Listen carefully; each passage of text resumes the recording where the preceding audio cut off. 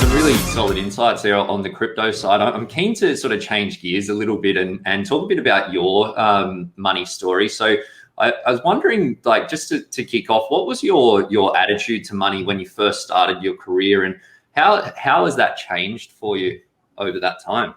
Attitude to money when I first started my career is in my early 20s. Yeah. My attitude to money in my early 20s was I have a party to go to on Thursday night, Friday night, Saturday night, and Sunday. Do I have the budget for this?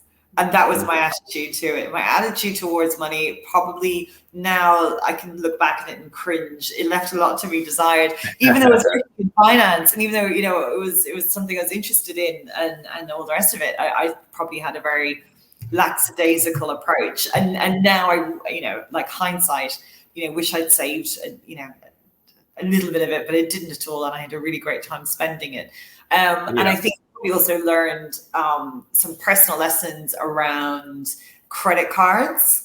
I had a credit card in my 20s, and I think the limit, this is obviously back in Ireland, I'm from Ireland, I think my limit was something like €600 or €800. I maxed that out. And I learned all the lessons that everybody else learns in the early 20s about the potency of credit cards and what debt can really do to a person. Because it took me then ages to dig myself out of the hole I kept on kind of landing myself into.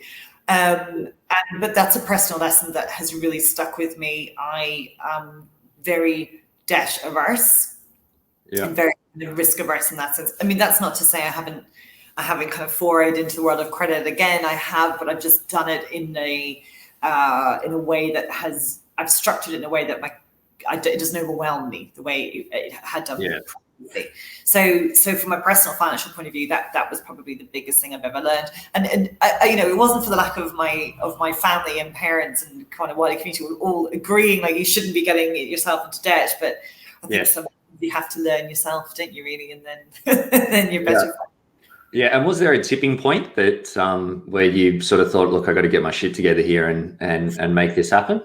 Yeah, so probably that didn't come through until my 30s. So the job I was in at the time in banking, and I put money aside via a financial product in Singapore. And I got my fingers burned there because I learned a lot about lock-in money, and if you're trying to take money out, because personal circumstances changed. I had been married and in a kind of, I suppose, a stable job, and both of those kind of disintegrated. And so I had to fall back on the little pot of cash that I had. Very thankful I had it, but I had to liquidate everything and learned a lot about the costs of getting out of these financial products. And I think that's probably, in a way, then shaped the way I view money. I think it's probably, for me, I'm probably less passive than I was previously, in the sense of I don't manage my own pension or my own I don't manage those longer term investments myself personally, but I do look more studiously, more carefully at what's the portfolio allocation, how does that all work, and particularly for me then moving into Australia and getting an Australian pension, it's like, okay, it's a whole other world now I'm going to try and get educated on. But I don't manage it myself, as I say, but I just perhaps take more care over what those T's and C's look like.